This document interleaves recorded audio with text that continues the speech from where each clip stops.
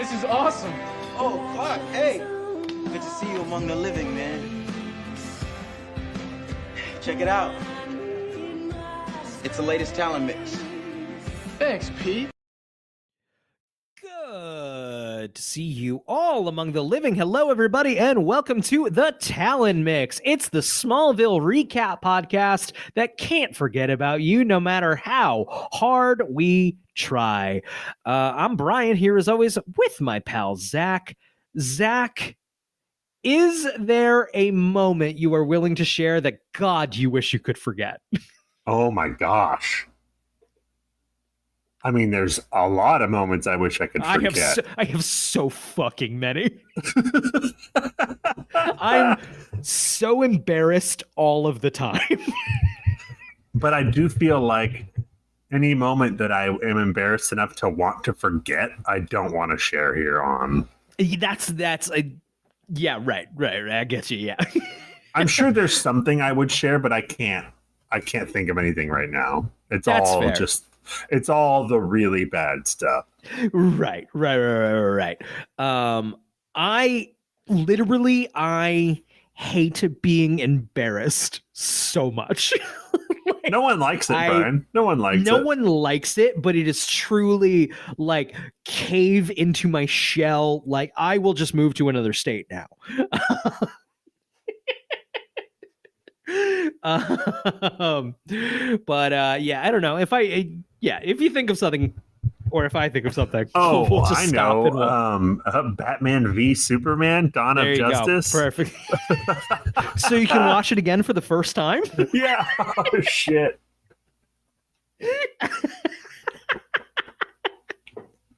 Yeah, I want to go in fresh. At least when we inevitably have to revisit Batman v Superman: Dawn of Justice, at least I know I can play my fucking Switch the entire time and not miss anything. Brian, didn't you see Zack Snyder's quote this week? It's because you weren't paying enough attention the first time. I've been waking up from naps because I exist in slight sleep patterns now. I have an infant, just to angry text messages from look what fucking Zack Snyder said.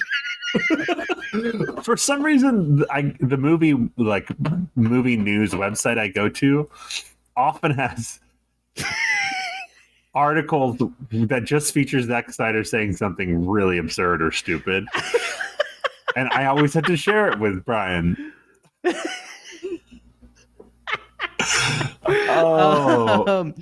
I do wonder if before recording this, I learned a show I made a while back is no longer available on the internet. The company that made it appears to have wiped it, at least from YouTube. And now, granted, while making that show, I was consistently frustrated with it and like, this isn't quite how I saw it going. But then for the company to disregard it, I'm like, actually, they didn't fucking get it. And I wonder if Zack Snyder's kind of doing the same thing. Well, what show is this? We can't say.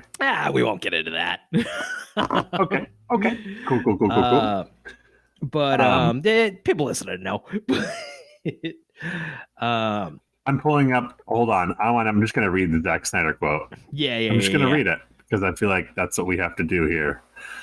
Bear with Brian Vamp for 30 seconds. Vamp. Got it. No, you didn't need 30 seconds. Boom. Teamwork. Here we go. I think, and maybe I'm wrong, but I feel like a lot of people went into the movies for so long going like, oh, it's the superhero romp, right? Let's have fun with it. God forbid that, Brian.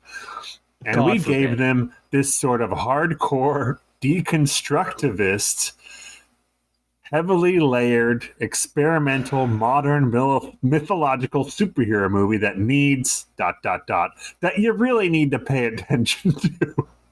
That was not cool for them. That's not something anyone wanted to do. They were like, what? No, that's exhausting. How about, why do they fight at night? I hate that. What the fuck what are you talking about? What does that mean? So here's the thing. It's a movie largely, right, tells you how to watch it. It teaches you its own visual language as you're watching the movie, right? Yes. Mm-hmm. Zach, the movie's not good by those terms either. No. Believe me, I'm not sitting there going, why isn't this a fun superhero romp? I'm sitting there going, why does this suck? You were going, why isn't this anything? What is this? This is a 14-year-old's notebook in like... He implies that it, in that quote, that it, you know, the movie wasn't successful because people didn't want to do the work to understand it. I don't think there's anything to understand in that movie. I don't think it has anything to say. That's exactly. They're so piss dumb. They're piss dumb. Like, oh man, Zachary, as in Zack Snyder, not you.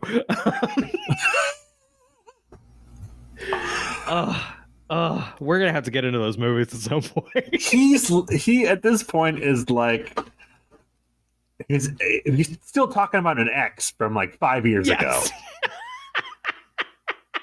People are like, okay, it didn't work out. Shut up. But you know, he has this fan base that, don't get me wrong, are just take the movies I look seriously, Dad. Which, yeah, don't get me wrong, I was 15 too once, but Brian, I don't think I would have liked those movies at 15 either. I think if those movies came out when I was 15, I think I wouldn't have liked them, but I think I would have watched them more times. Like, I would have been like, oh, they're almost good, but like there's a couple of mistakes here, rather than they are fundamentally horse shit. Probably, yeah. Just because we were starved for superhero content back then. I would have owned the DVDs. Right. If that makes sense. I can almost definitely, I would have wanted to watch it again when it came out on DVD, so I would have just bought it. Oh man,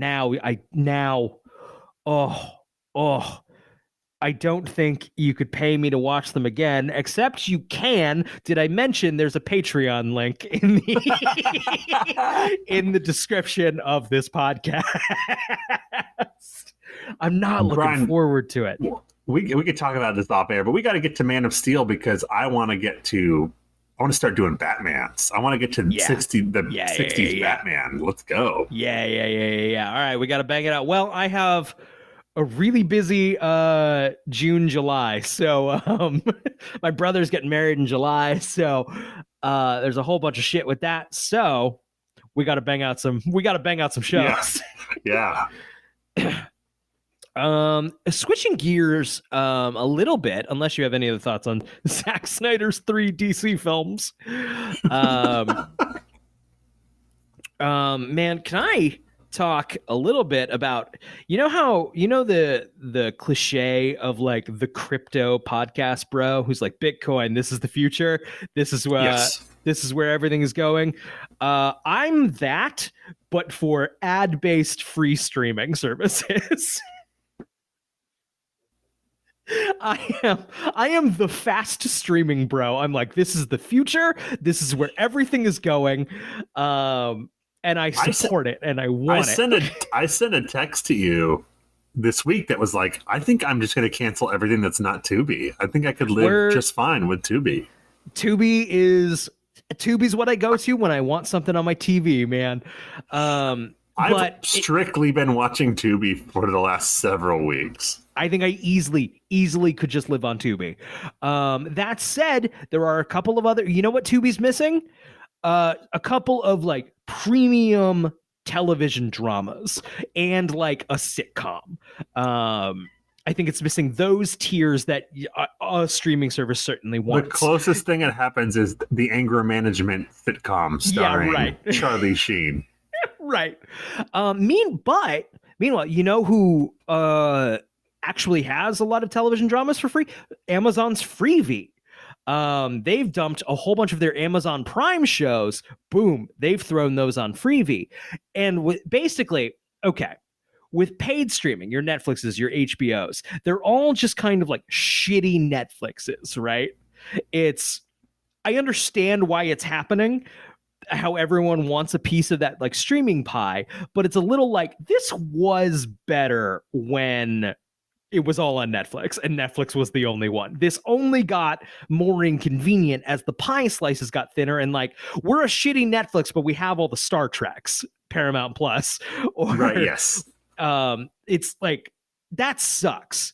What's good is, meanwhile, in the free streaming space, where Amazon, not to like support Amazon or anything, but where they're like, okay, boom, we just dumped a whole bunch of premium content on Freevee with ads. Tubi is like, we have a bunch of old shitty movies, but we have way less commercials. Actual competition that's good for the consumers all around. Like, and I'm just having a great time watching TV. Essentially, we're getting, with Tubi and Freevee, we're getting what cable was, but for free. Right. And then, it's like they're clearly trying to fill voids that each other aren't missing. Kind of how capitalism is supposed to work in a good way. I don't know what is it, Brian? Why do I want to watch something on Tubi rather than HBO Max? Like, I have some thoughts on that. Is there anything to I was kind of trying to work on an article about it. I couldn't find a home for it, so I'll just talk about it now on my podcast. So I have some theories. I think Tubi has a limited window, right? It's the movie's not going to be there forever. So I think there is kind of an equivalent of scrolling past a movie on cable and just being like, well, this is on. The hard way. I found out the hard way the other day. So I think that's an element. I think, and this might just be me, I think the commercial breaks make it a little more non-committal, which is, people talk about, like, I don't agree with them because this is a dumb take, but like, oh, just take the movie and then split it up into 20-minute episodes and then I'll watch it. Because like they can easily like binge watch a show. I think the ad breaks create natural end points or hook points that you can kind of bail, or you're on the hook and like, all right, well, shit, I gotta watch the next act. And then it's also an element of, like, it has a vast collection of middling, like mid-tier, like thriller stuff they don't make anymore, Yes. Like I thrillers think there's also sci-fi and stuff. I think I was talking to my wife about this, but I think to that, it also helps if you, like, on a hobby level are interested in sifting through those tiers of movies, finding the hidden gems, and like, oh, this came out and was really bad, or like, this one's not bad, this one's pretty good. I watched a Gene Hackman movie recently, and now I just discovered, because of Tubi, that there's like 4 Gene Hackman movies I've never even fucking heard of, like, all available to watch. Yeah, right. Oh God, I love Tubi.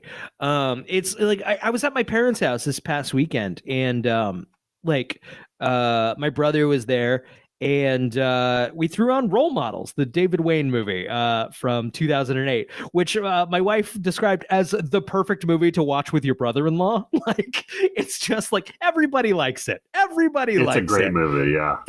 And I don't know, just something. I watched Ghost Rider the other day with my dad, which my dad charmingly, genuinely loves. My dad thinks Ghost Rider is Peter a great Fonda's movie. in it, right? Peter Fonda's in it. Peter Fonda, yeah. My wife also joked about Peter Fonda. Apparently, if there's a motorcycle in the movie, doesn't read the script. It's just, God, I know my job there. I haven't seen that since we saw it in Vancouver. Yep. And Ghost Rider, you mean not Easy Rider? Yeah, Ghost Rider. And I remember thinking that was bad. It was bad. I'll say this. It was bad. I prefer its brand of bad to Doctor Strange too. Yes, for sure. Mm-hmm. I remember, I've maybe told you this before. I just remember the trailer. Feels like my skull's on fire, but I'm fine, or whatever, I remember what, and I think I've said this to you before, but maybe about a different movie, but I think it was this movie, actually. We saw it together in Vancouver. And we walked out of it, and everyone was like, there were a couple of other people with us.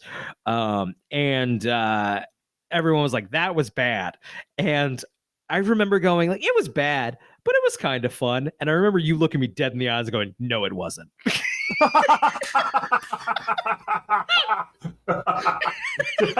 I really look you in the eyes? I distinctly remember just like what you said to me was offensive.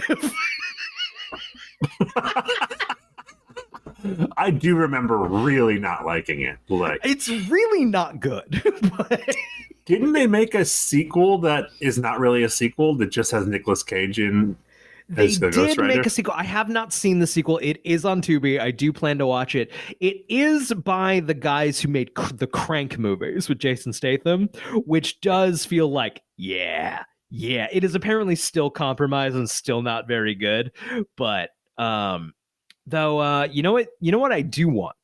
Don't worry about continuity. Actually, fuck continuity. Throw it in the fucking garbage. Who cares? Not me. Morbius and Ghost Rider. Oh, man. I want that so bad. That's my Avengers. That's a sign of the apocalypse. Yeah. But only if they have Michael Keaton pop up for like 30 seconds as the guy from Spider-Man and be like, oh, you put a team together? Quotations Michael Keaton, it's with the mask on and then somebody else's voice. Because I think there is a scene in this movie where Michael Keaton is not there. And it is not his voice. Oh, Michael Keaton. What's going on here with Michael Keaton? He's doing Beetlejuice now? Yeah, they're doing another Beetlejuice too. Is happening. Mm-hmm. They've been trying to get that off the ground since like I was in high school, I think. Like, right. I can't say I'm clamoring for more Beetlejuice. No, me neither. But whatever, it's gonna happen. I rewatched that movie recently. Wasn't like this is actually a class. It's fine. Tim Burton was a young, hungry guy with a vision, and that's cool and fun. And Michael Keaton's fun in it. It was so unique at the time. Yes, that's so exactly unique. It. Yeah. I saw the Broadway musical Beetlejuice, which actually was. I mean, it wasn't that popular. It closed, but like had a little bit of a cult following. And I didn't see it on purpose. There is or at least was. I haven't checked since the pandemic shut everything down, but there was a service where you could pay $50 and see a Broadway show. You wouldn't get to pick your show. You could pick a couple you definitely didn't want to see. But day of, they would buy up all the unsold tickets, and to day of, you would find out what show you were going to. Great if like parents were coming to town. We'll go see a show, and like tickets are like $50, way cheaper than they would be otherwise. So we saw Beetlejuice probably opening week. We happened to get Beetlejuice. Terrible. It was awful. Oh my God, it was awful. Just abysmal. I don't love musicals. Abysmal. You get what you pay for. Pretty much. Imagine if you paid that $50 and then you got to see Spider-Man Into the Dark or whatever the fuck it was called. That would have been a story, though. I would have a story about Spider-Man. That would have been great. Yes. An old boss of mine told me about a time his mother-in-law came to town, wanted to go see something on Broadway, got tickets to Spider-Man Turn Off the Dark because they knew he was into comics, and just be like, oh no,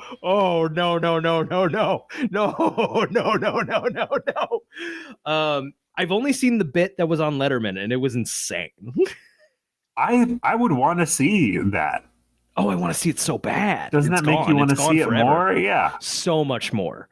I want to be stoned, but speaking of that, do you mind if I just transition right into what I've been watching?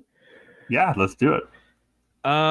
So once again, I was at my parents' this week and we dropped the baby off. Emily and my wife and I, went to the movie theater near my parents' house. We smoked 2 joints in the parking lot and saw Super Mario Brothers. Which is the way I would recommend seeing that movie, because it's bad, and being high was fun. I was in. But Brian, here's the question. Yeah. Is it faithful? Is it an accurate? It is an incredibly. Oh God, I had someone tell me. A friend of mine was like, it's probably the most accurate video game movie ever made, and that's that's easy to do when no one broke a sweat trying to translate like the video game to the screen. They were just it was fucking an hour and a half of Nintendo Switch footage. Like just watching someone else play a video game. More or fucking less. Like really, no one broke a sweat on anything in the imagination department. There is and I can't articulate it. If you kind of like, if you're not vibing with this and see why this is a problem, I kind of can't explain it to you. But there is a bit in this movie where Princess Peach explains to Mario that in this world there are power-ups and they give us special abilities, and you take the power-up but you lose it after 1 hit. What the fuck does that mean? That's video game gobbledygook, and you said it in a movie. Yeah. Power-up. What is that? What? That's Moon Man talk. If someone said that to me in the street, I'd be like, I'm going to keep walking. What's a hit? I know what a hit is in a video game, but what does that mean in the context of and it was like, they're like, oh man, fucking Luigi's been kidnapped. We gotta go fucking get Luigi. Oh man, we're gonna need like Donkey Kong's help. Oh, Donkey Kong's not gonna help unless you fucking beat him in a Smash Bros level, and they fucking play Smash Bros. And like, oh man, to get over there, we're gonna have to get some carts. And then there's just the fucking Mario Kart. There's literally a sequence where they're going through Mario Kart menus, and it's like, oh man, accurate to the video game. Wait, they're going Zach, through you're menus? looking at me like I'm a fucking crazy person.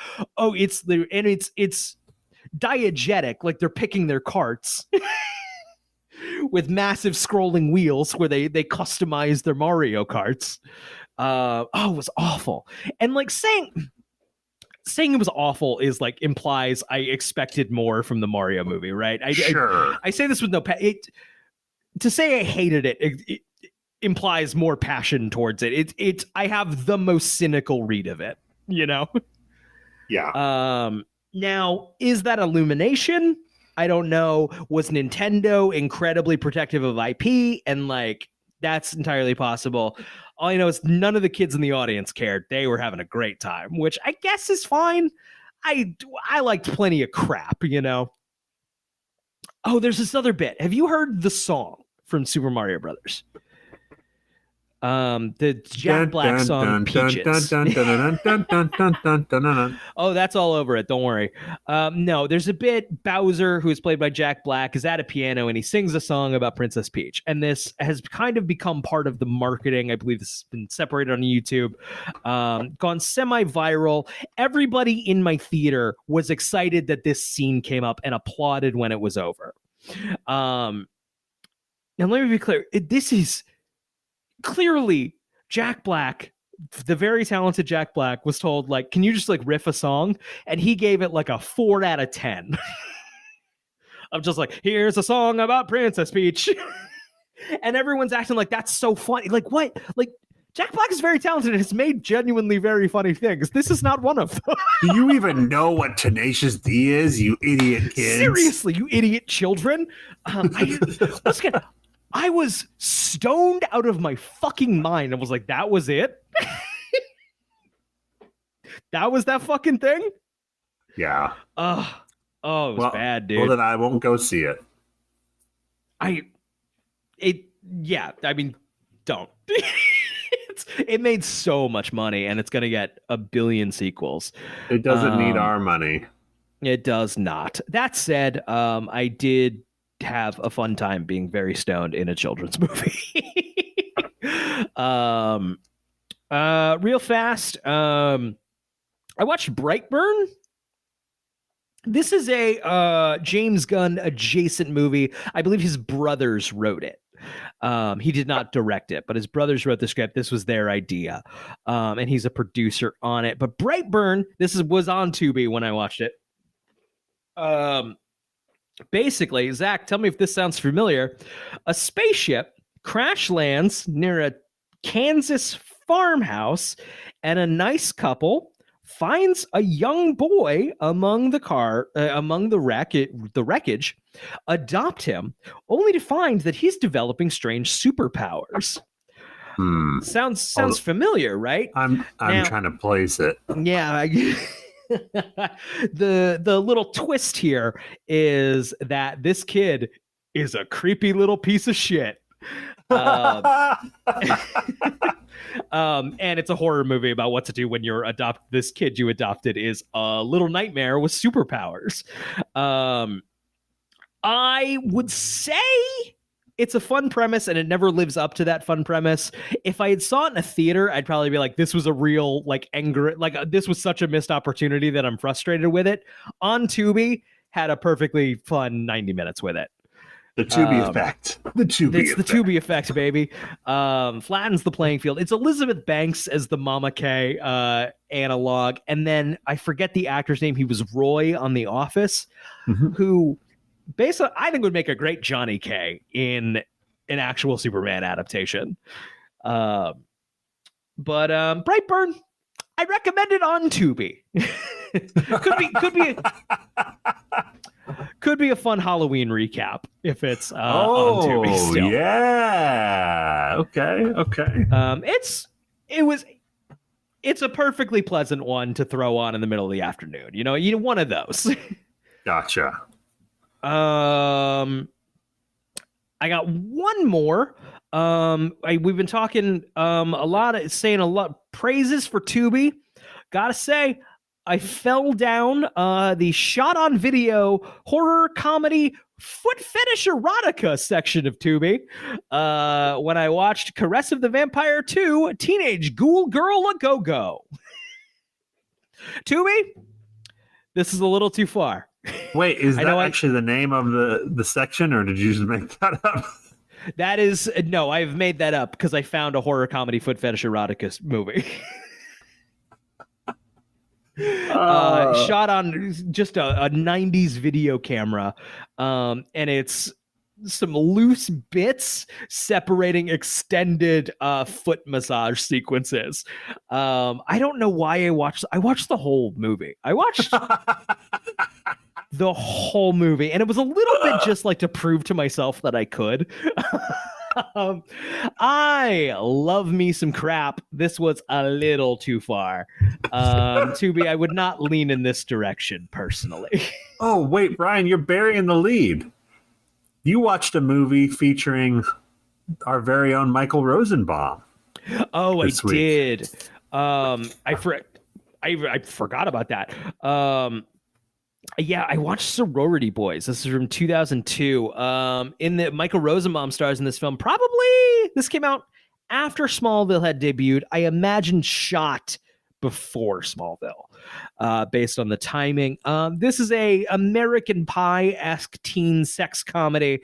Michael Rosenbaum and his friends.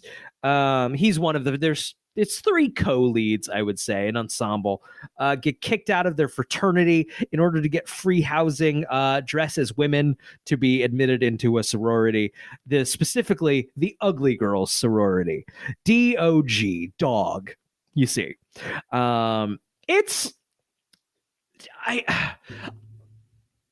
I was expecting worse. I was expecting to be way more offended by it. I was expecting way, way, way, way, way worse. They learn their lesson about treating women with respect. They're portrayed as assholes who, maybe learn their lesson. It's not funny. It's not a single cracked smile. Yeah, that's probably rough. Maybe one of the least funniest movies I've ever seen. That's rough for a comedy. That's a rough beat. That's bad. That's not a good sign. That was Sorority Boys. Don't recommend it on Reddit. Even on Tubi, don't recommend. Just avoid. There's no joy here in Sorority Boys. That's about all I watched. You can follow me on Letterboxd I watch a lot of crap. I'm on Letterboxd. I'm around. It's very entertaining. Yeah. What'd you watch this week, Zach? I'll go real quick. I told you this the other day. I've been watching Light and Magic, which is a documentary series directed by Lawrence Kasdan about the history of industrial light and magic from Star Wars up until Jurassic Park. Fantastic. If you're interested in that stuff, check it out. I can't wait to check that out. I went to check it out the other day, and Disney Plus is logged out on my TV, and my wife had all the passwords. So oh no! I have to wait until she logs back into Disney Plus, and I have to remember to ask her to log back into Disney Plus. Well, she will happily do when I ask her, but I forgot. The other things I watched, I was so disappointed because I started watching Chain Reaction, which is a movie directed by the guy who directed The Fugitive right after he directed The Fugitive. It takes place in Chicago, has a lot of the same actors. I've seen it before. I know it's not very good, but I started watching it. And then the next day I went to finish it, and Tubi had said goodbye. So the Tubi effects, baby. As a consolation, I watched a movie called The Package from 1989, directed by the guy who directed The Fugitive. Takes place in Chicago, starring almost the entire cast from The Fugitive. Tommy Lee Jones is even a major character. Oh, baby. You're basically just taking out Harrison Ford and subbing in Gene Hackman. It's a conspiracy thriller. Did I say the title of The Package? Yeah. The Package. It's fine. It's middling. But that's it's fun. That's what I'd say about like, Chain Reaction, yeah. Literally every 5 minutes, I'm like, oh, that guy's in The Fugitive. Oh, that guy's in The Fugitive. What makes The Fugitive such a lightning in a bottle? That's a perfect movie. That's a 5-star perfect movie. Yes, it's lightning in a bottle. One of my favorite movies of all time, maybe my favorite movie. And this guy has never directed another movie that even came close to that. No. And he's directed some solid movies, but sure. I don't know. It's such lightning in a bottle. It's amazing. Huh. I honestly think it's the simplicity of it. Sure. It's really a series of set pieces of Harrison Ford running from bad guys or finding clues, and then interspersed with Tommy Lee Jones just chewing the scenery in the best possible way. I didn't kill my wife. I don't care. I don't care. I don't care.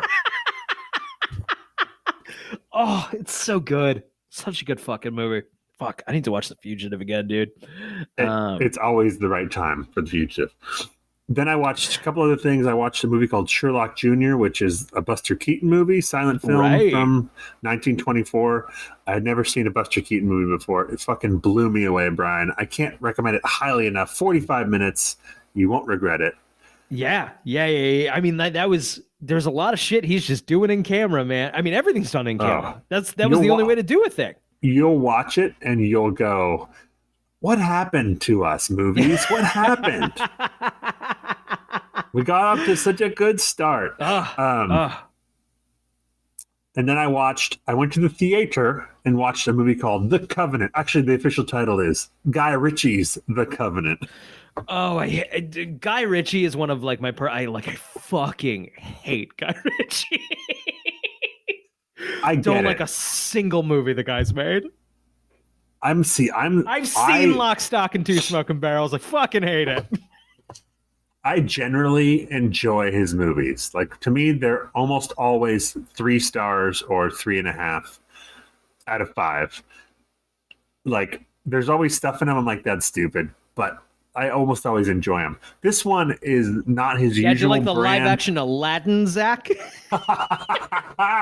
No, that one I didn't like. I didn't see it.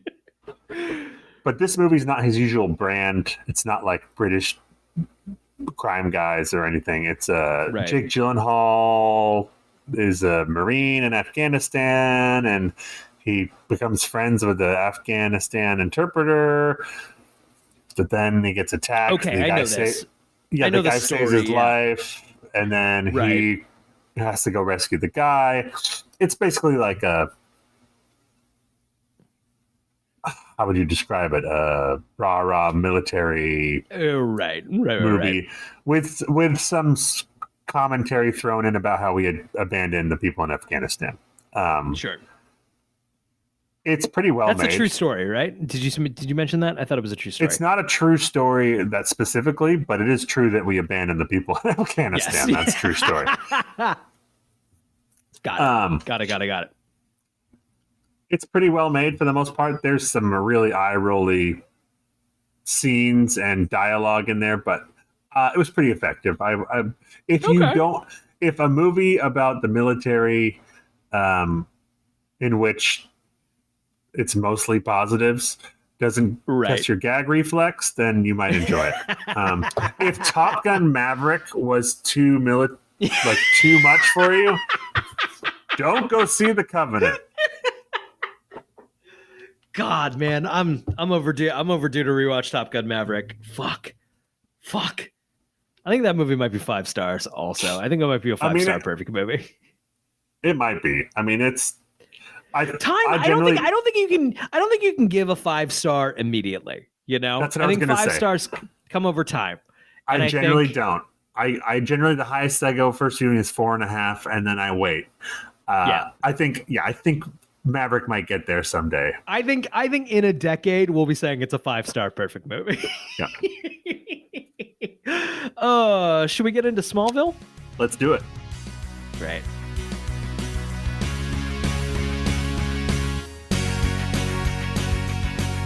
This week, we watched Blank. It's the 19th episode in the 4th season of Smallville, the 85th episode overall. It aired April 27th, 2005. Man, as these numbers get bigger, I can't believe we've talked about 85 episodes of this show. Well, a lot of those episodes were into a vacuum, but we did talk about them. We had the conversations. We had the conversation, and we've had more than that because we've had off weeks. Crazy. Yeah. Crazy. Yeah. To know, I mean, you could argue we're still, in the grand scheme of things, still having these conversations for nobody. You know what I was thinking about the other day? What's that? What's the show called that no one listens to? Oh, Talkville. Yeah, Talkville is nearing the end of season 2. Now, we did season 2 online, but we weren't posting those episodes on right to listen to. So our episodes start at the beginning of season 3. Right, correct. So soon we will pick up right where Talkville leaves off. Yeah. That's a good time to jump in, Talkville people. Should we be promoting this? Yeah, how do we do that? How do we get those shit? How do we do that? Do you want to hear us pick up right where Tom Welling and Michael Rosenbaum leave off, and also 45 minutes of movies that came out months ago, years ago at this point? What is this podcast, Brian? Great question. Oh no! So they can now soon they can listen to Talkville and then listen to ours right after. If you want more from people who weren't involved in the episode. Just backseat quarterback.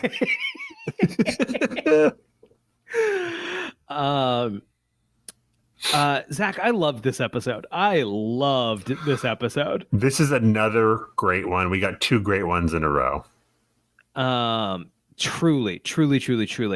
Okay, so during the morning coffee rush at the Talon, Lois is working when Kevin Grady steals a muffin and a handful of cash out of the cash register. Kevin Grady looks exactly like from earlier, I don't know what season, the guy who was assassinating Meteor Freaks. He looks identical to me. Ku Klux Van. Ku Klux Van. Am I crazy? I thought it was that guy, and then I guess it's not. Maybe they don't look actually that similar, but I do think there is something about Smallville dude guest stars all kind of blend together. They're all a type, right? It's this 2000s hunk that. Yes. Yep. Mm-hmm. The WB 2000s hunk. Right. Is this the guy from Mean Girls? Or was Ku Klux Van the guy from Mean Girls? Or are none of them from Mean Girls? Ku Klux Van was in John Tucker Must Die. He might have been in Mean Girls. I think that's the same guy. Is it? Okay. Interesting. Okay. This guy just looks like that guy. It's the eyebrows, I think. And sharp features, dark hair. Okay, so Kevin blasts Lois with a green flash of light. Instantly, Lois has forgotten the incident, and Kevin strolls away casually for memory loss. Memory loss. That's one of several that we will get in this episode. Ooh, in this opening. Yeah, that's true. Clark and Chloe walk in. They're discussing Clark's possible acceptance to the University of Miami. Clark says he feels guilty for leaving his parents to run the farm alone, and Chloe vaguely remarks that it will be hard to replace him, given his skills. It is true. Yes, but how many of these comments does Chloe have to make before dumb Clark picks up on something? It is funny how this is something that's kind of gone from the streaming era of television, right? Where it's assumed you're binge watching things. We need to communicate real fast to the audience who hasn't watched this in a week. Oh, right. Chloe knows. Yes. If you haven't watched, you're just tuning in. You missed 5 episodes or whatever. Right. Chloe's figured it out, but Clark doesn't know. So, but in the world of Smallville, Clark can only be the biggest dum-dum. Yeah, I mean, she said it like 13 times. I do like the element of, and actually this is a huge part of this episode, of Chloe kind of realizing, oh, I see your life is a lot harder than I thought. It's a lot more complex. Right. Like there's maybe a reason that you're keeping these things a secret. And her being like, oh, I never thought of that. I guess that you would be kind of hard to replace out on the in the farm. Yeah. Which you'd think Johnny K would be, who now Johnny K would do the right thing and would know his son's got to go off to wherever he's got to go, but also would be like, what the fuck are we? Oh, but the farm's going to go down because you are an entire staff of people. We've established he could just go to school in Miami and run home to do the chores real quick. Which, yes, you gotta come home. Right. Or maybe like once a week. Right. Anyway, Clark, buddy, enjoy your newfound freedom. Oh, also, you are tied to this farm for the rest of your life. You have to. This doesn't operate. This you doesn't need an operate. Hour a week of your time. 1 hour a week. Including transpo, probably. Yeah. Oh, man. Okay, so before Clark can reply, she changes the subject by giving Lois her order. Lois announces they've been robbed. So Clark notices the back door swinging and goes into the alley to try to catch the thief. He stops Kevin's car just as he's about to drive away, and Kevin blasts Clark with a green flash of light. He is knocked back, and in a flash, Clark's memories zoom past. I think we get a Pete Ross thing here. That'll probably be Pete Ross's last appearance for a while. Memory loss. Memory loss again. Chloe finds Clark in a daze, and when she asks him if he's all right, he merely asks, "Who's Clark?"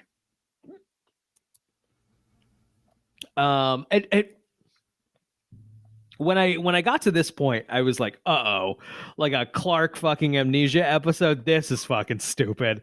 Like, no, it's so we get to so brilliantly reevaluate all of the relationships in the show, Yes. right? From, for lack of a better word, an outside perspective. Now Clark gets to re-experience everything, and we get to recalibrate everything, which we so desperately need going into the final stretch of the season. Yes. It is they use this device to its fullest. The amnesia device. I was complaining last week about not buying, like, bringing the Lana romance storyline back in after ignoring it for like 2.5 seasons. I like wasn't buying. Boom, they did the work here, and it works again for me. Like, yes, they made it. They made us care about Lana and Clark again. Right. Oh, this episode is brilliant. I think this is a dark horse for best of the season. I think it's a 2-horse race right now between this and last week's episode. But there's some other really good ones too, because as we said, the first several of the season were spectacular. This is a if you look up lists of seasons of rankings of season of Smallville, this is routinely at the bottom. But man, there are some bangers this season. This is the best season we've had so far, recapping it. No doubt. Not even close. Not even close. Not even close. To almost to the detriment of the show, to our show. We're just this episode's pretty good. Really good. I think the thing that people hated about it and that we hate about it is the Genevieve Teague witch of it all. The Teague storyline's bad. And that but really drags it down. Had bad storylines. Yes. Yeah. I also think there's an element of you and I like the silly teen soap stuff, and I think there's a certain people who are like, no, serious superhero. It's now 2005. Batman Begins is coming out this summer, and is gonna change everything. Yeah, not everyone. Yeah. It won't formally change until 2008 in The Dark Knight, but the change is coming. We are on that hill now. Yeah. And all the sillier comic booky stuff is gonna look a little not quite right. Even though that's wrong. Okay, so Chloe takes Clark home, where he stares confused at the house he has grown up in. When he goes to open the door, thinking it's stuck, he yanks it and accidentally throws the door across the yard behind him. Chloe tells him, it's so fun. And what a fun dynamic here that Chloe just gets to openly know. Yeah. Clark's shtick, but Clark doesn't know that she's not supposed to know. This is great. It's so great. Once again, just establishing the dynamics here, reevaluating the dynamics almost. Lois is home, and she tells Chloe that Jonathan and Martha are in Metropolis for a cardiologist appointment and won't be back today. I had wondered if this was a casting thing, they weren't available, but actually I think the issue here is if Martha and Johnny were home, that would just be, we'll take him, and they fix the Clark problem. Goes to his room. Clark goes to his room. Right.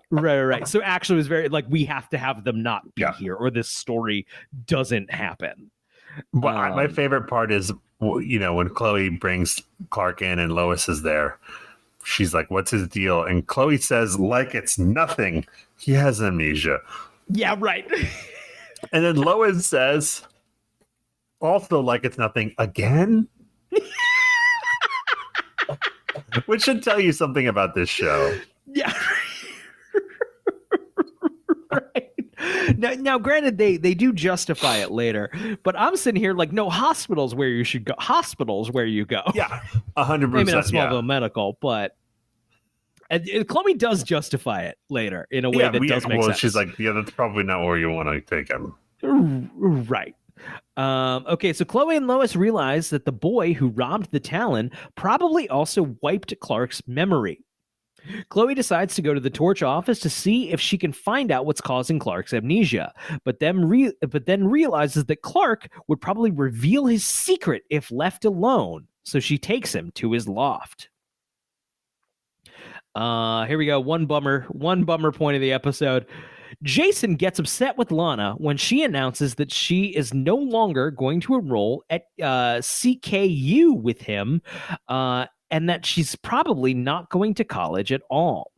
She also states that their relationship has changed outside of Paris. Angry, Jason yells that he has done so much to protect her, because we need a reason for me to leave this show that I am a main cast member of this year.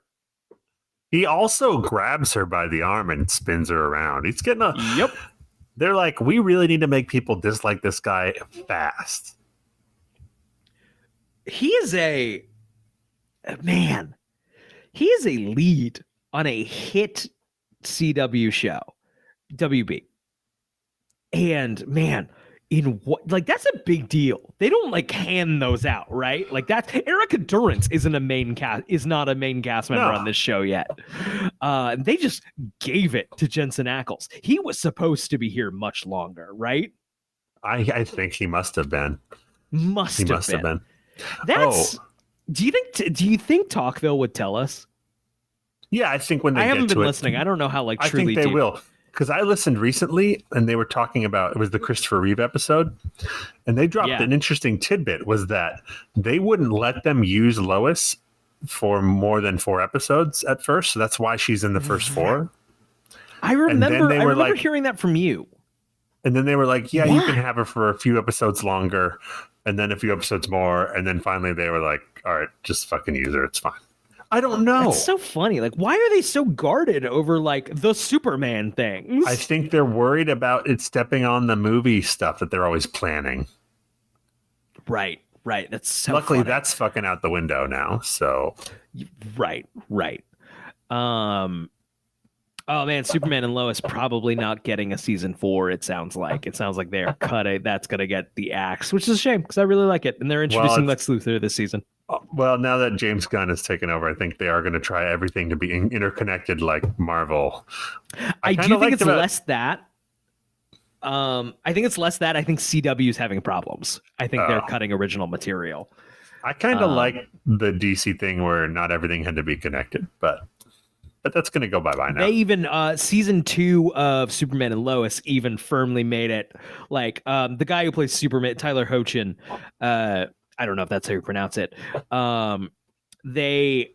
Even though he was on Supergirl, they've established that's not this. Right. They've dealt with some multiversy stuff. The wibbly wobbly sci-fi premises. They've had some real Rick and Morty storylines on this show. But they've even, I believe, established Superman is the only superhero. Interesting. Which I think is good. I think frees some stuff up. Yep.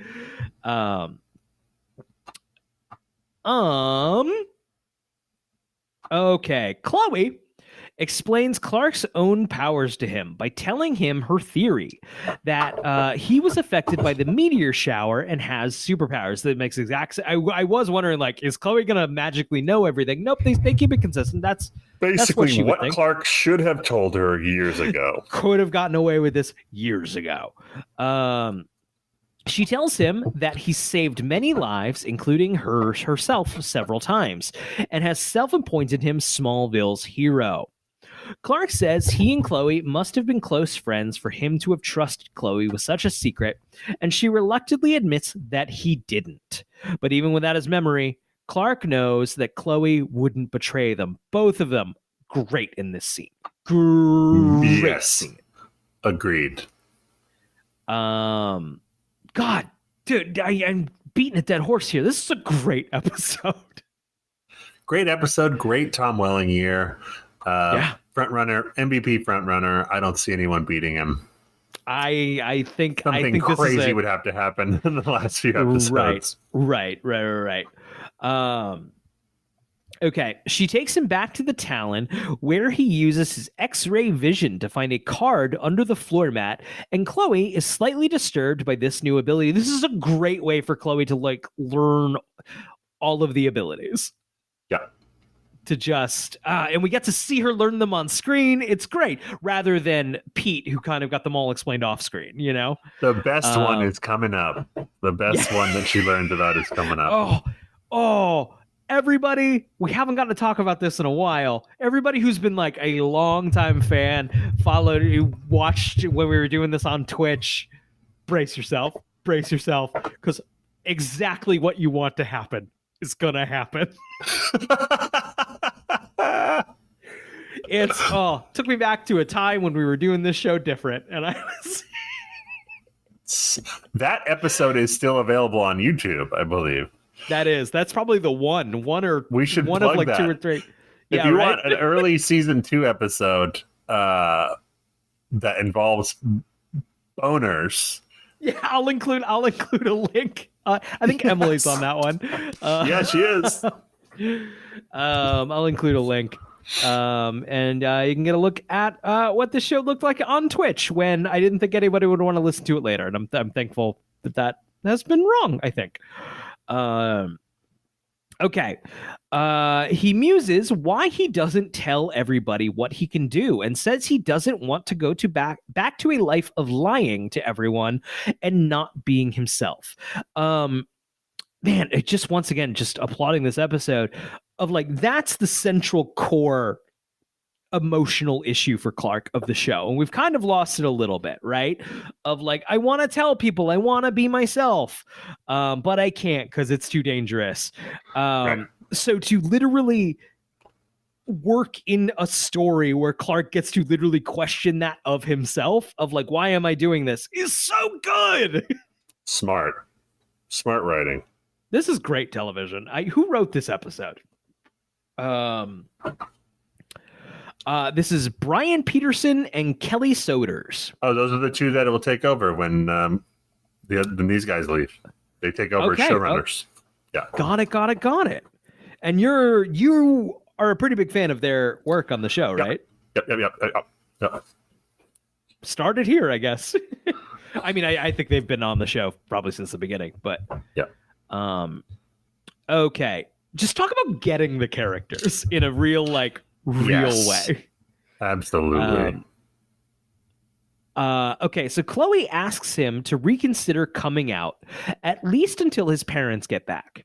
Just then, Lana exits her apartment, and Clark falls in love with her all over again, setting a lamp on fire with his boner heat vision.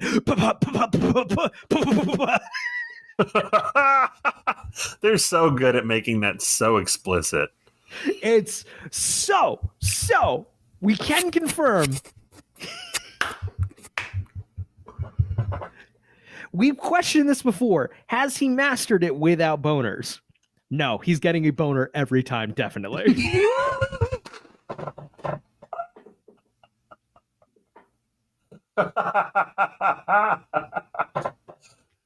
Chloe does.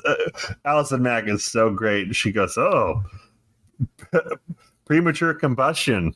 Like, it could have gone without knowing about that one, or something like that. Like, didn't need. It's also though, like, you know, those moments where you like see someone you're attracted to across the room. It literally happened when I met my wife. You know, she was at a party, and I'm like, I am very attracted to that person, and I want to go talk to that person. I definitely didn't like have a raging, uncontrollable erection when I walked up to her. You know, like. That's how strongly Clark feels about Lana, okay? He's also, to be fair, he is 17 years old or 18 years true. old. That's true. Yeah, so right. At 17, it might have been a different story. Yeah, he might have straight up got a boner. Like, maybe not a full-on one that other people could see, but you would be able to feel it. Yeah. Like, that's fair. That's fair. Your underwear got tighter. I didn't take the 17-year-old into account because Tom Welling is fully 30 years old. Oh. Okay, so staring at Lana in wonder, he breathlessly asks who she is, and Chloe sadly informs him that Lana Lang is the love of his life. That night, Lois goes to visit Clark in his loft, who is looking at pictures of Lana and studying drawings of the Kawachi Caves. Love me some Lois Clark heart-to-hearts. Love it. Love it. He throws the picture down frustratedly, to which Lois states that he normally has better control. He asks Lois how he's supposed to keep control and know what to do. She tells him to trust his gut. Lois asks him what he can tell about their relationship, and he correctly guesses that they don't get along. Lois's line here is, just because you don't know all the pieces doesn't mean you can't play the game. Yes. And it's good. Great. It's great. Everyone's great. Lois tells him that he's on the right track and leaves. Clark picks up one of the pictures of Lana and looks at it. Okay. The next day at school, Clark approaches Lana and asks her what happened to their relationship. She says she doesn't know, and Clark sadly realizes it was something he did. The needle drop here is buck wild. This is peak Smallville level needle drop. Needle drops coming on strong late in the year. Oh, yeah. I'm scrolling down. This is Let Me Go by 3 Doors Down. Yes. I knew it. As soon as I heard that fucker's voice, I was like, oh, this is 3 Doors Down. This is a very specific sound. 3 Doors Down. 3 Doors Down is forever. Not that I don't think anyone out there is really a 3 Doors Down fan. I think they're a band that just existed. But I will never get out of my brain as long as I live the awkward image of Donald Trump singing along to the song Kryptonite at a song he clearly didn't know at the inauguration, at his inauguration. Oh, because 3 Doors Down was the only band that would play his fucking inauguration. Oh, that makes total sense. Because the thing I remember about 3 Doors Down is that for a couple of years there was a terrible music video that they did for the military that played before movies. And it was weird. It was I don't think I've seen that. Citizen Soldier was the. Oh boy. I also remember they, of course, had that song Kryptonite, which hasn't been featured in this show yet. I don't think so. That's weird. That's Maybe weird that this was the first 3. Yeah, waiting for it. Right. Yeah, you can't blow your wad on that one. We already had the fucking Enrique Iglesias one. So I grew up in a town called Wallingford in Connecticut. And the mayor there, he's still the mayor. He's been the mayor as long as I've been alive. Is a weird guy. He's a weird guy. Just to kind of set the stage here a little bit, my understanding is that still to this day, in the year of our Lord 2023, the Wallingford, Connecticut Town Hall still has the internet computer. There is one computer that can connect to the internet. That is still the case in 2023, and that is by Mayor Dickinson's hand. He would show up to graduations, things like that, and it would involve some sort of weird costume or but I remember, I don't remember what event this could have been. It was an elementary school, I think, or my elementary. I went through a school. I was kindergarten through 8th grade in the same school with the same 30 kids. But he showed up to this event and performed Kryptonite on acoustic guitar. This man could not sing. Zach, your eyes have gone wide. I am just so interested in this man. I'm gonna find you some clips of this man. He's a real character, and yet no one can defeat him. People run against him every time, and he just knocks them down.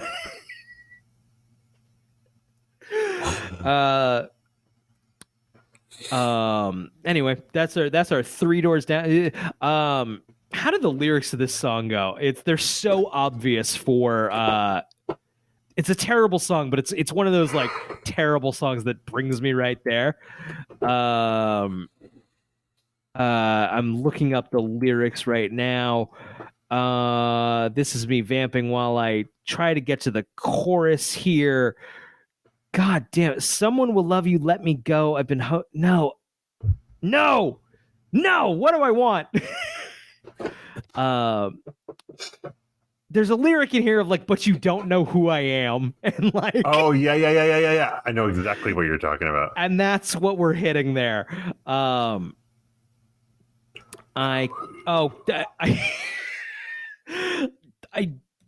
was reading these lyrics and like, these aren't it, because I have a Haley Steinfeld song that's also called Let Me Go. You love me, but you don't know who I am. That was perfect. Yes. I mean, I love they dropped that. Talk about on the nose. There's just when you get that yep, this is what's happening on the screen, and here's a pop song with lyrics that are kind of like that. Mwah! Chef's kiss. I wrote down after the Clark Lana scene, the first one, I wrote down, this is the kind of episode Teen Zach ate up. Oh, I'm sure. That. I don't remember watching this for the first time, but I'm sure. Yeah, I was just like with a fucking spoon. Shovel this in. Because it's all. I love googly eyes. I love googly eyes. This is the googliest of googly eyes. Lana, Kristen Crook, and Tom Welling have the best googly eyes in their scenes together this episode. So Clark says this time will be different. Lana is uncomfortable with his implication, but they agree to meet later to talk about it. Lois and Chloe. No, I still want to talk about that scene. It's what? Oh man, in one scene, I'm back on board, baby. Yeah. I mean, their chemistry was good in that scene, man. And later, the scene later is even better. Oh, yeah, on the patio. Yes, another great needle drop. Drop.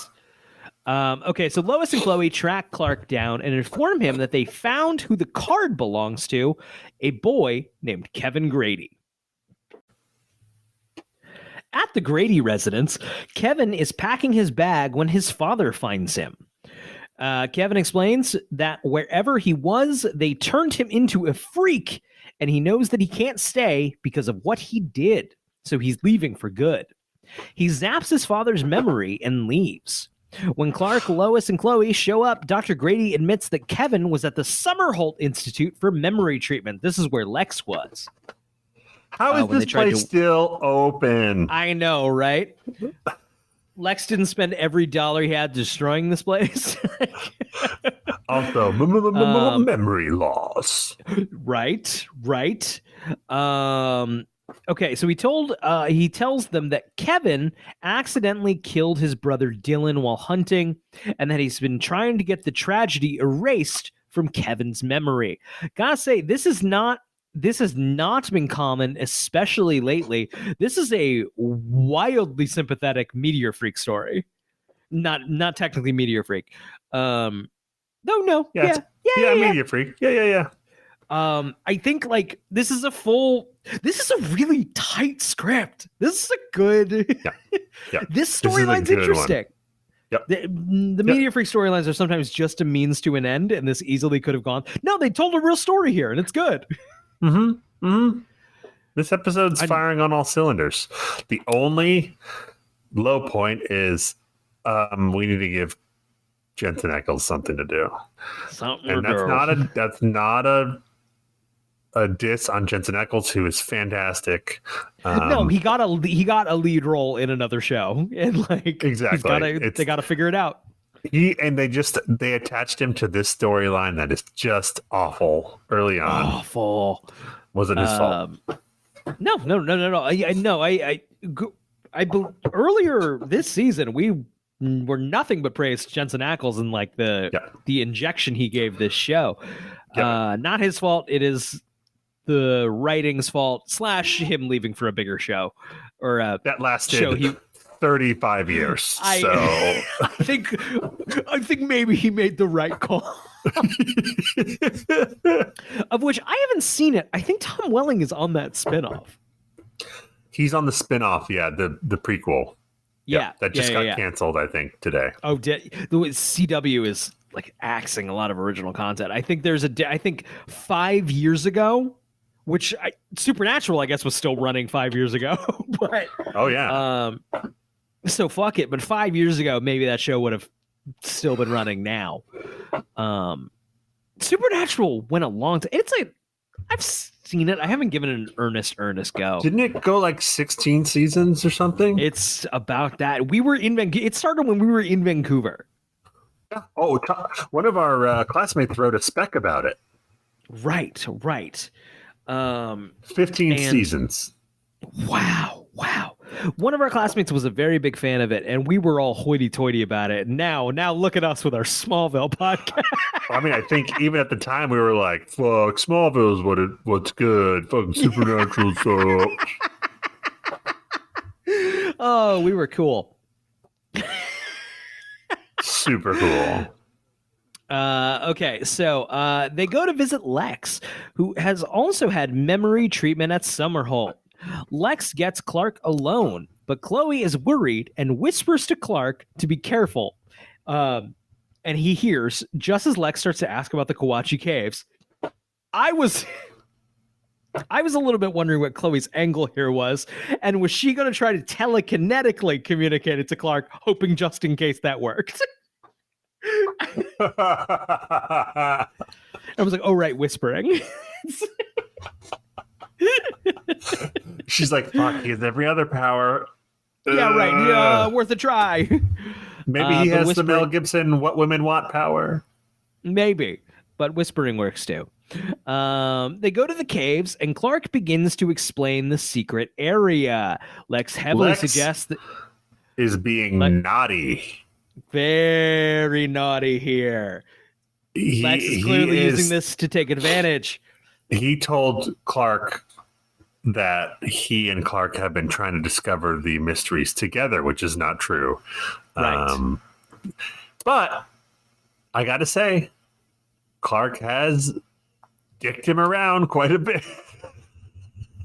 And I think they reckon with that very well at the end of this episode. Yep. But once again, I've said it before, but the way this episode, I think it reestablishes these relationships for us. But I think it kind of was an excuse to recalibrate in the writers' room of like Clark and Lex are tenuous friends, but they're kind of trying to Lex is kind of trying to undercut it. Well, Clark is driving him crazy. Right. Yeah.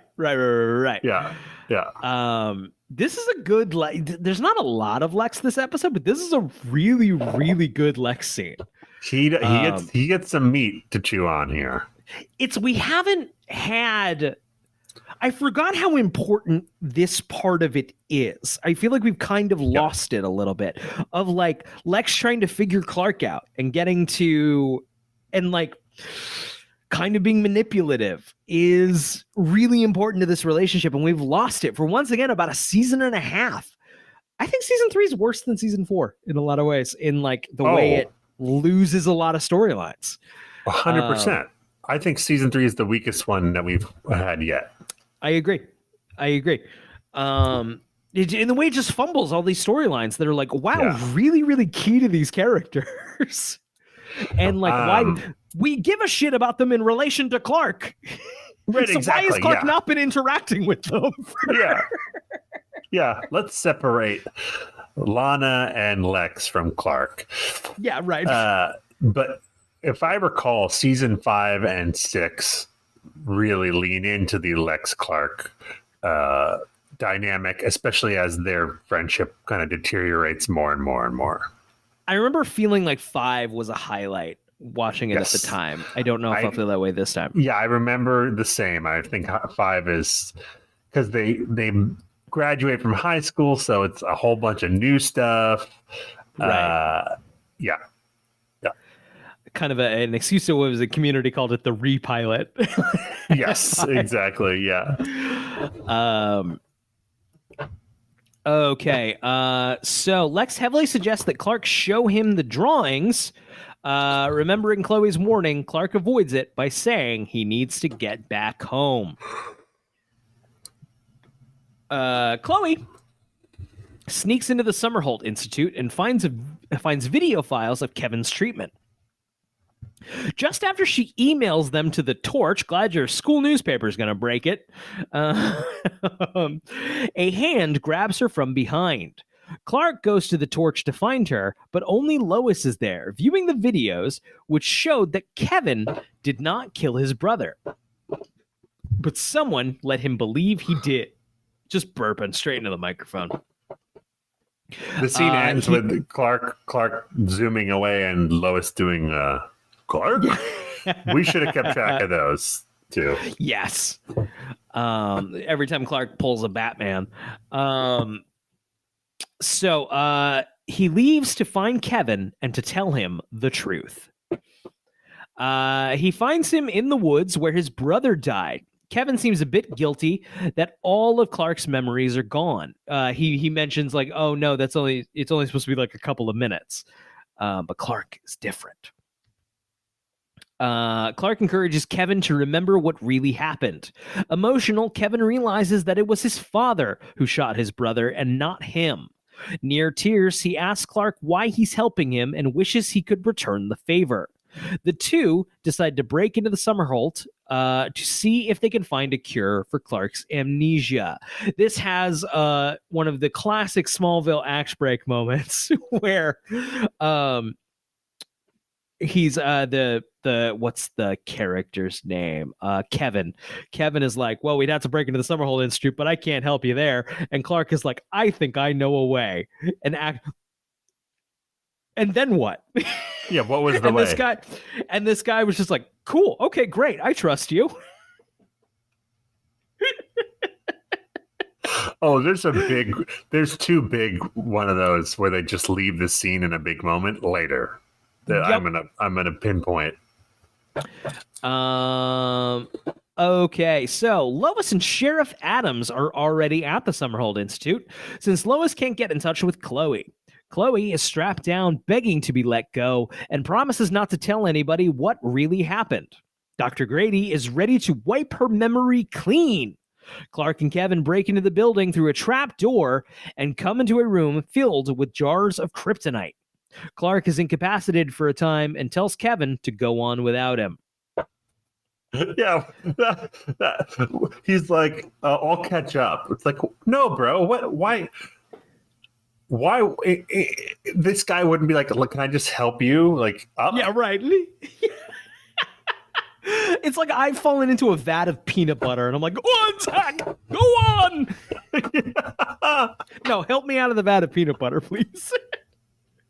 Right. Oh, it's also me being like, okay, yep, yeah, I'll see you later. Okay. I thought Summerholt was in Metropolis. I thought that had been established. Thought that. I could be wrong. Seems weird to have that in Smallville, but yeah, Smallville. Yeah, maybe this is a satellite office. I do like when they're breaking in through the hatch thing. Clark just tears it off, and the guy's like, "Whoa, what was that?" And he's like, I think it was broken already." Yeah. Kevin finds Chloe and confronts his father. Dr. Grady knocks him out. Concussion and begins the treatment. Oh shit! I missed that. Great. I did too. It just says knocks him out here. Okay, as a beam of energy is fired at her, Clark arrives and gets between it and Chloe. Another beam knocks out Mr. Grady. Clark's memory is restored, but the machine is overloaded and starts to collapse. Lois and Sheriff Adams arrive just in time to see Clark catch and toss away 2 large electrical columns before they crush Chloe. Kevin wakes up just then blasts all 3 women with the memory wipe. Now, normally I'm a little like, oh, come on, when there's a convenient memory wipe. I love this. It makes emotional sense. Like Kevin trying to do this guy is solid and like, man, oh, it's really good. Yeah. So that's 3 more memory losses. Yep. I want to note that when Lois finds out that Clark has superpowers in this moment, she says, I guess I can't call you Smallville anymore. Later in the show, when she finds out again, she will say the same line. That's so good. Shit, that's good. That's so good. That's good writing. Yeah. By the time that happens, these 2 are showrunners, right? Yeah. Yeah. That's so good. That's so fucking good. I'm so knowing that now. I'm so excited for their tenure. Like wow. Yeah. Yeah. It's so fun. It's so fun. Fun. I'd argue so far based on this script, they oh man. They're good. They're good. Last thing is, if you were hunting with your 2 sons and you accidentally shot one of them and you had the power to change memories, how about just neither of you shot the gun went off. It was a freak fucking accident. It was some other guy. Guy. Yeah. Instead, you have your son. You make it so your son thinks he killed his brother. That's so evil. Like needlessly. A bear got there. Like, wouldn't he want to change his own memory too? Yeah, right. So he didn't remember that he killed his son. That said, you know what? They fridge doored me. I've talked about the fridge door thing on this show before. Probably it was Alfred Hitchcock's thing where when you're watching a movie and you're totally wrapped up in the movie and you had a great time. Later, you go home, you go to the fridge, you open up the door, and you're like, wait a second, that bit of that movie didn't make sense. Alfred Hitchcock is like, doesn't fucking matter. I fucking got you. If you catch it later, don't count. I fucking tricked you. They got me. I was so wrapped up in the emotional stakes of it, I didn't fucking think of it. They fridge doored you. They fridge doored me. Doesn't count. At least as far as I'm concerned. At least for me. Okay. Chloe forgets the treatment. Clark tells Kevin he owes him a favor, but Kevin tells him they're even and disappears. Dr. Grady is taken into custody by the police. Yeah. Clark says, I'm not sure why, but I feel like I owe you one, implying that as he has regained his original memories, he has forgotten the last day. So another memory loss.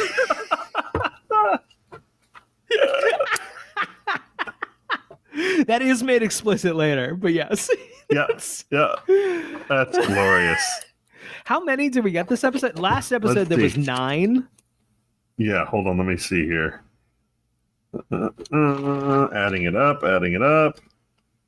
6. Oh, Brian, that brings the season total to 24.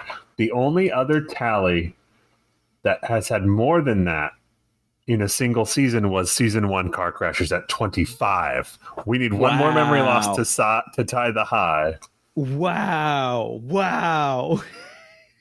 It is tied with season 2 had 24 overall concussions. Wow. A lot of memory loss. And we were only at 13 a week ago. Holy shit. Wow. What a showing. What a late season run. Now, if the Mets could start showing up like that, that'd be great. I need the Mets to pull a Smallville memory loss fucking fast. Season's been a disaster, dude. So Lex visits Clark at the farm, but with his memory restored, he doesn't give him any new information, only that he can't remember anything that happened in the last 24 hours. Lex lies and says that he just wanted to share his own amnesia experience. This is so good in that Wiki didn't do a good job explaining this scene. Can you articulate it better? Well, the scene, so Lex comes out of the barn. Right, yeah, exactly. In the caves, Clark did tell him that, there's a trapdoor behind there. I have right. Or not trapdoor, a secret room back there. I have maps up in the loft or whatever. And then Lex is like, can I see him? And Clark's like, no, I gotta go. So he goes up there to find them. I have to fart. I have IBS. So Lex comes down, and Clark's like, what were you doing up there? And he's like, I heard you regained your memories. And Clark says, I did everything. And Lex is like, oh no. But then Clark's like, everything except for the last 24 hours. I don't know. What are we missing here? It's just Clark asks Lex about, like, Chloe says you wanted me to stay at the mansion a little longer. To which Lex says, well, I just wanted to share my own amnesia experience. I thought that would be comforting. And it's such a good, like, Clark doesn't believe him. Lex knows that. And Lex knows that didn't land. And they're both just like, okay. Yeah. Yes. This is what we're sticking with. Great way to put it. Yeah. Because it ends with Clark's like, well, thank you for doing that. And Lex is like, yeah, you would have done the same for me. Oh. Which I'm like, is that a jab about his memory loss and how Clark just left him fucking hanging? So. So good. I think there's also, I think Clark says to Lex something to the effect of, it's good knowing I have friends looking out for me. Yeah. They're both like, oh, it's great. This is the good shit. Yes. Yeah. This is what we're talking about. Shit. I think that scene is better than anything Clark and Lex in all of season 3. It's been a minute since I don't know why this suddenly turned into the fuck season 3 hour, but season 3 did give us the giant picture of Clark, so we'll always have that. We'll always have that. I also like that Lex leaves. They talk for 20 seconds and he leaves. Like, I want to come and see you. So his plan was just to leave after 20 seconds. Yeah. Oh, yeah. Hey, wanted to come and see you. Not like you want to get a pizza. You want to play some Xbox. Yeah. No, although I gotta after go. that intense conversation, it's like time for me to leave. Yeah, I guess we're not getting any Halo in.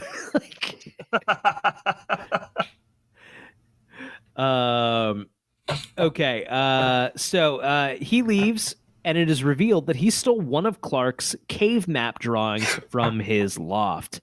Lana arrives. This is later, and this is so good. Lana arrives, and Clark doesn't understand why she's there. She's like, sorry, I'm a little late. And he's like, bah, bah. Yeah. And, and like, let's she's dolled up. She looks cute. She was excited to see Clark. Yes. She was excited about where this might go. And the writers make you think, we're going to have Clark biff it because he didn't know, and it's going to be awkward and it's going to end there. But it doesn't. No. So I'll just read the scene from the wiki. So she vaguely alludes to the possibility that they had date kind of plans, but seems embarrassed and leaves because there's a line here of like, so you remember everything, aka my boyfriend. It's so good. You remember I have a boyfriend. Also, she's bummed because that's so good. She's bummed because it was like a clean slate, and now he remembers everything. Right. So it's right. I'm it's bummed back out you to got what your it memories was. back. Yeah, exactly. Kristen Crook is on fire here. Tom Welling is on fire here. This is the mood so is great. good. They're on the deck. It's like a nice night. Right. It's Switchfoot if I'm is remembering playing. correctly. It's not quite night. It's like sunset-ish, if I'm remembering correctly. It's perfect. The magic hour. So she's gonna leave, and Clark doesn't biff it. He's like, no, wait, hey, actually, don't go.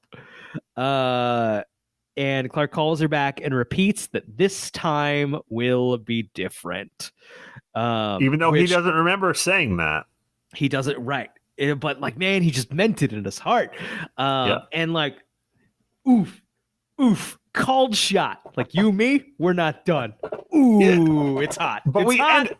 I understand why we end the scene there, but we don't get a kiss. We don't know how that scene ends. We just go to the next scene. Right. Was she like, okay, I'll see you at school tomorrow? Yeah.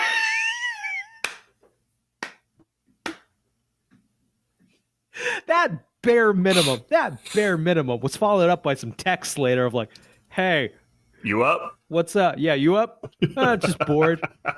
What's up? Not much. What's up with you? Just so good. So good.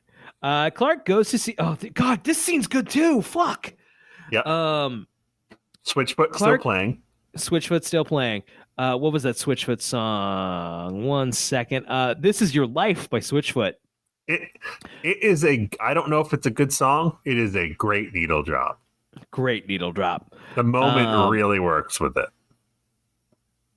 Clark goes to see Chloe and thanks her for looking after him. She says she never realized how complicated his life was. Clark looks worried, asking if he did anything unusual. He even pleads with her to be completely honest. Chloe simply says he only did one thing different. He trusted her. She leaves him to think about that, and it is fucking... What a great end to the episode. It's so fucking good.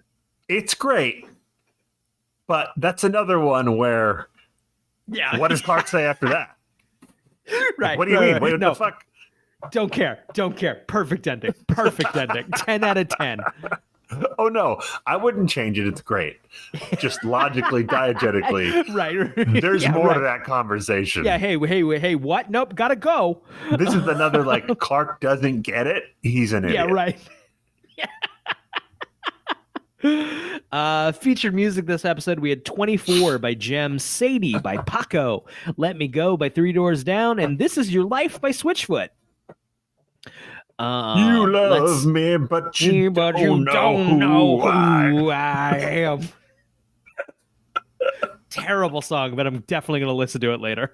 I'm pretty sure they pop up in American Pie too. The song, like their music pops up in American Pie. There are 1 million needle drops in American Pie too. Yeah. It's every scene is a hit song, which is a lot of fun for nostalgia purposes, but it's every fucking scene has it. So I just watched that movie and I don't remember if they're in it.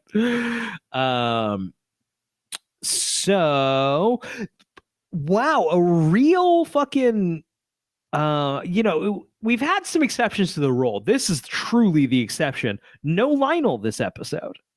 Yeah, this is an exception. And for this to be maybe one of my all-time favorites. No Lionel last week either. Yeah, wow. Which was one of my all-time favorites. So I think maybe the Lionel curse is formally broken. Yes. We are free of the Lionel curse. I mean, this is going to be the first Lionel eligible year that he's not going to win MVP also, probably. He must have been doing a play. He must have done a play. Right. He was doing a play somewhere. He comes back with a vengeance next season, let me tell you. I expect him to win again next year. We'll see. Lex is going to have a strong year next year too, I think. Lexmas is next year. Oh, Lexmas. I also wonder, did he have an element of okay, I'm kind of winding down on this show for children. I don't know, because he's still got 3 more years left. And then maybe maybe I'm not done with the show for children. I think maybe a part of it is also like, I don't know if I enjoy playing good guys. Like, I want to play more complicated than that. Sure. Fun fact. There is a Jonathan and Martha Kent deleted scene. I don't have any details of it. This is the first episode in which Martha Kent does not appear. Crazy. That's 4 seasons. She's in every episode. This is the first episode in season 4 that does not feature Jonathan Kent. But once again, they had a deleted scene. I'm sure that's on the DVD, so you'll have to find that. Yeah, I'll go watch it right now. This is the second time that Lois Lane learns and forgets about Clark's secret. The first time was in Spell. Let's see. That's about it.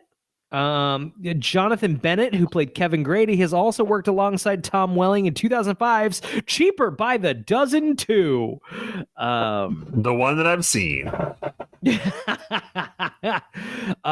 Jonathan Bennett, once again, Kevin Grady, played the role of Bo Duke in the 2007 direct-to-DVD prequel, The Dukes of Hazzard: The Beginning, a role that was originally played by John Schneider, Jonathan Kent. Oh, wow. However, the two of them do not share a scene together in this episode. That's a funny coincidence. I guess that's everything. Just doing a one quick check here. Yeah, no, that's all the stuff here. So hey, earlier I mentioned the Discord. There's a link to that in the description. That's the best place to get in touch with us and tell us if you like or don't like the show. Though it'd be mean to join our Discord just to tell us you didn't like it. You could just not. Hey, we also have a Patreon. We're very humbled by anybody who would want to give us $5 to help support the show, but we're incredibly grateful to those who have and anyone who might be considering it. We'll get some bonus content up there soon. Sorry, I have an infant. Also, there is a link in the podcast description to a season 2 episode that we did a while back. Yes. If you want to check out what the Twitch show looked like. It is a classic. If one had to be preserved, I'm glad that one is. Yeah. I would like to go back to doing some live shows. I think we're overdue for some live ones. I miss our Discord people for sure. We need to do some. Maybe the next Smallville Awards. Maybe the season ender awards. That's the move. That sounds like the move.